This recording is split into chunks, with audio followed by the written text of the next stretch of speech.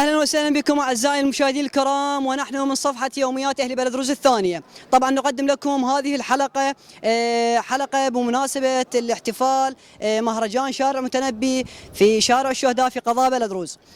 شوية النهر وقت الصيف وعيوننا مرايا وطيف، ما إلها ظن تعوفه الغرقان صوته جفوفه وعيوننا مرايا وطيف.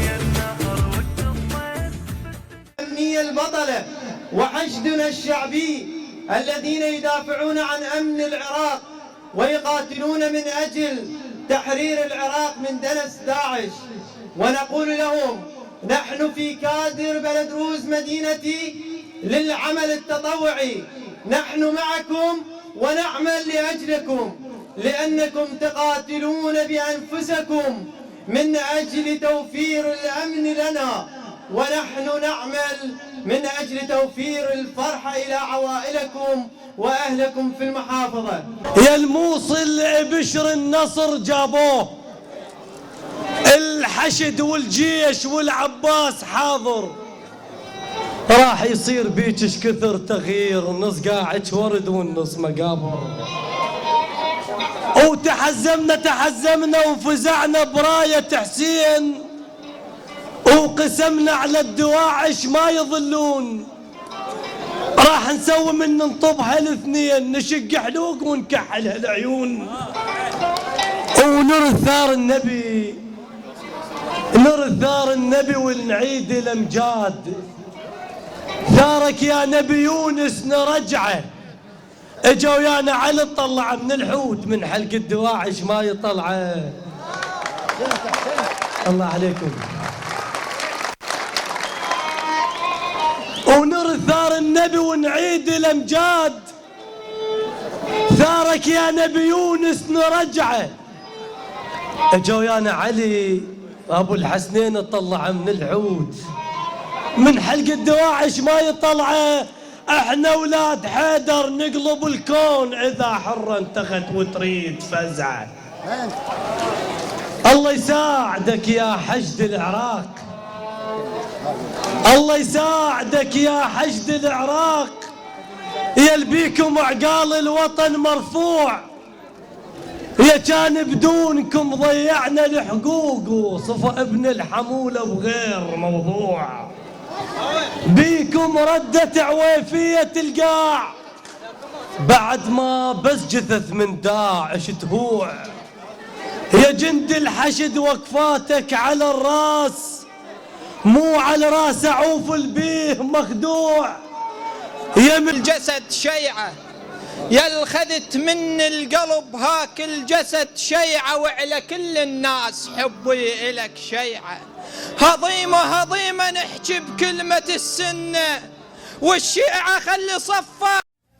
شوية النهر وقت الصيف بس القلوب تطوف والقمر فوق. بالبداية نشكر القادرين على الكادر اللي وأبدع في هذا العمل، فإن شاء الله نكون بداية افتتاح خير، ونوصي بالشباب بالقراءة الكتب والثقافة والتوعية إن شاء الله لكل الشباب والعاملين على أجل. شكرا جزيلا حبيبي لك، وشكرا لهذه المشاهدة. أعزائي المشاهدين الكرام، أهلا وسهلا بكم من يوميات أهل بلد روز الثانية والتغطية الخاصة لهذا المهرجان، مهرجان متنبي في شارع الشهداء في قضاء بلد روز. والآن لدينا الأخ والعضو في فريق بلد روز مدينتي للأعمال الخيرية. السلام عليكم. وعليكم السلام ورحمة الله. الاسم الكريم صبار كامل رحم الشمري. أهلا وسهلا بك أخ صبار، أنت كعضو في فريق بلد روز مدينة الأعمال الخيرية، ما هي الرسالة اللي توجهوها من خلال هذا المهرجان اللي شبيه بمهرجان متنبي؟ أولا بسم الله الرحمن الرحيم. يقال مصر تكتب ولبنان تطبع والعراق يقرأ.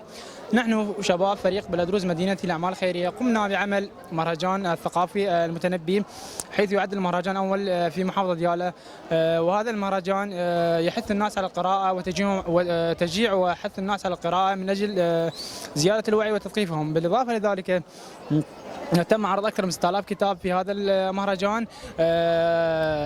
لقاء مع السلام عليكم. وعليكم السلام حبيبي حسين علي عبد من اللي ارتادوا هذا المعرض وتم الحمد لله افتتاح أول معرض المتنبي في مدينة بلدروز في محافظة ديالى، اللي ارتاد عدد من المثقفين والكتاب والرسامين والشعراء.